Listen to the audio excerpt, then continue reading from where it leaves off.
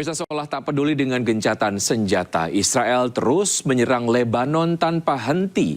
IDF memperingatkan pasukannya untuk siaga menghadapi pertempuran baru di Lebanon Selatan.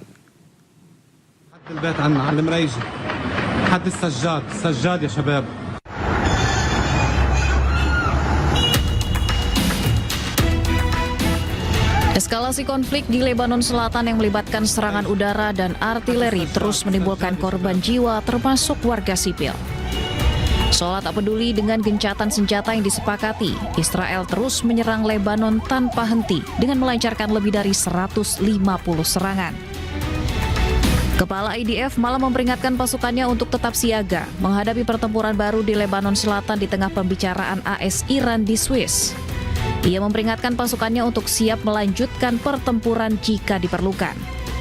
Pasukan pertahanan Israel mengatakan diplomasi gencatan senjata tidak akan memperlambat apa yang mereka lakukan di Lebanon dan menyatakan bahwa pasukan akan terus menyerang Hizbullah selama diperlukan kecuali kepemimpinan politik Israel memerintahkan perubahan. חיסלנו עשרות מחבלים בתקיפות האלה. תקפנו עד כה בעוצמה. התקיפות יימשכו ככל שידרש. לוחמינו בדרום לבנון ממשיכים להשמיד תשתיות טרור כל העת, לתאר את המרחב עם מחבלים וממצאי לחימה ולהשמיד תוואי תת-קרקע משמעותיים. Gelombang serangan Israel ke Lebanon terjadi ketika perhatian internasional tertuju pada upaya diplomatik yang melibatkan Amerika Serikat dan Iran. Namun sejumlah anggota kabinet Israel menolak mengaitkan kesepakatan Iran dengan penghentian operasi militer di Lebanon dan kehadiran militer Israel di Lebanon Selatan akan tetap dipertahankan. Sementara itu, Netanyahu bersumpah pasukan Israel akan tetap berada di Lebanon Selatan selama diperlukan saat pembicaraan Amerika Serikat dan Iran dimulai. Israel tetap akan melanjutkan operasi militernya di Lebanon Selatan selama diperlukan. Namun sejatinya hal ini merupakan langkah yang dapat membahayakan negosiasi perdamaian antara Amerika Serikat dan Iran. אנחנו עומדים איתן על האינטרסים החיוניים שלנו. השגנו הישגים כבירים ולא נוותר עליהם. נשאר ברצועת הביטחון בדרום לבנון ככל שידרש, כדי להגן על תושבי הצפון היקרים לנו ועל אזרחי המדינה כולה. כראש ממשלת ישראל אני עומד על כך בתוקף, ושום דבר לא ישנה זאת. וביחס לאיראן, יהיו אשר יהיו ההתפתחויות המדיניות, לא אתן לאיראן להתחמש בנשק גרעיני. כל עוד אני ראש ממשלת ישראל, זה לא יקרה. למטרה קדושה זו, הקדשתי את חיי מאז נפילתי. Di tengah upaya perundingan damai Amerika Serikat dan Iran di Bergenstock, Swiss, Wakil Presiden Amerika Serikat J.D. Vance menyatakan komitmen Amerika Serikat dalam menghentikan konflik di Lebanon. Menurutnya, Amerika Serikat sudah bekerja keras melebihi pemerintah negara manapun dalam menghentikan perang Lebanon. I think that the President of the United States and the United States of America have done more to stop the conflict in Lebanon than any government anywhere in the world over the last few months, and we're going to keep on working towards it. As I think a lot of you appreciate, peace is never easy. Peace always requires a little bit of work. It always requires a little bit of give and take. But the President of the United States is committed not just to peace between the United States and Iran. The President is committed to a regional peace, which is why we're here working so hard to settle our issues. The one last comment I want to make is what today really represents is the beginning of a technical negotiation that's not going to solve every disagreement, but is going to allow us to sit together as teams for the first time really in history to figure out what matters most to the respective parties, to settle those issues, to solve those issues, and get to a better tomorrow. The reason why the political leadership of the respective countries is here is because we wanted to, first of all, set up the structure for these technical negotiations, and second of all, make sure that our teams have our full support. They can always call on us through any barriers. We got a lot of work. We're excited to do it. Usai melancarkan serangan ke Lebanon Selatan, Israel dihantam drone peledak Hizbullah. Serangan Hizbullah tersebut merupakan serangan balasan atas upaya pencaplokan wilayah Lebanon oleh Israel. Drone peledak pejuang Hizbullah berhasil menembus langit Israel. Drone Hizbullah tersebut meledak di dekat permukiman pendudukan Israel.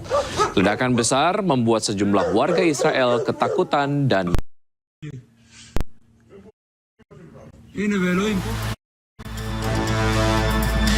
Selain itu, pejuang Hizbullah juga melancarkan serangan drone ke tank Israel di Lebanon Selatan. Serangan tersebut membuat tank Merkava milik Israel hancur. Serangan ini membuat pasukan militer Zionis Israel kewalahan menghadapi serangan drone Hizbullah.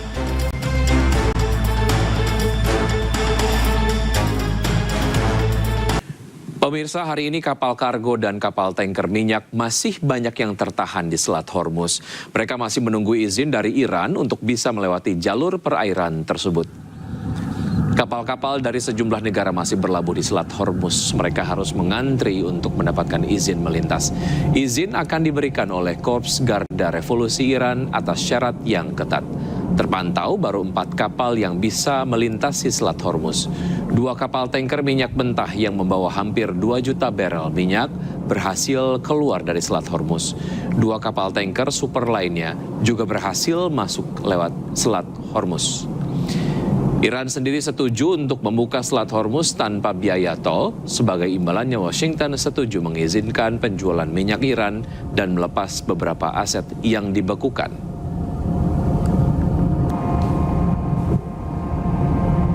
Dibukanya Selat Hormuz membuat harga minyak kembali turun ke $80 Amerika Serikat per barel.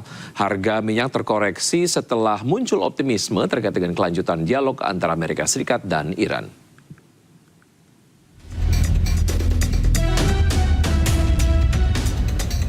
Harga minyak dunia berbalik melemah pada perdagangan Senin setelah mediator Qatar dan Pakistan mengumumkan Amerika Serikat dan Iran telah menyepakati peta jalan mencapai kesepakatan final dalam waktu 60 hari. Harga minyak sempat menguat pada awal perdagangan Asia, namun kemudian terkoreksi setelah muncul optimisme terkait kelanjutan dialog Amerika Serikat dan Iran. Harga minyak Brent dan West Texas Intermediate berfluktuasi. Kontrak berjangka minyak Brent untuk pengiriman Agustus sempat menguat pada awal perdagangan Asia sebelum akhirnya turun 0,38% menjadi $80,26 Amerika Serikat per barel.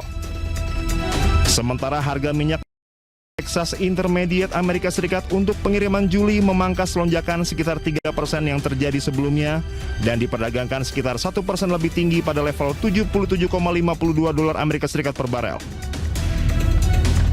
Dalam pernyataan bersama yang dirilis setelah perundingan di kawasan Resor Bugen, Qatar dan Pakistan menyatakan kedua negara akan melanjutkan negosiasi teknis sepanjang pekan ini. Selain itu akan dibentuk komite tingkat tinggi mengawasi proses mediasi. Sementara data pengiriman menunjukkan jumlah kapal yang melewati Selat Hormuz turun tajam pada Minggu 21 Juni 2026 setelah Iran mengumumkan telah kembali menutup Selat Hormuz dengan alasan pelanggaran Israel dan Amerika Serikat terhadap kesepakatan perdamaian sementara. Pasokan minyak Timur Tengah saat ini hampir kembali ke level sebelum perang jika memperhitungkan minyak mentah yang tersimpan penyimpanan kapal tanker. Melimpahnya pasokan saat ini lebih banyak disebabkan pelepasan persediaan ketimbang pemulihan produksi. Kondisi ini membuat pasar tetap rentan terhadap gangguan pasokan setelah stok yang ada mulai menipis. Apabila gangguan pasokan berlangsung dalam jangka panjang, kondisi ini justru dapat mempercepat transisi listrik. Kecepatan adopsi kendaraan listrik berpotensi mengurangi permintaan minyak mentah dalam jangka panjang dan meningkatkan risiko pelemahan harga minyak.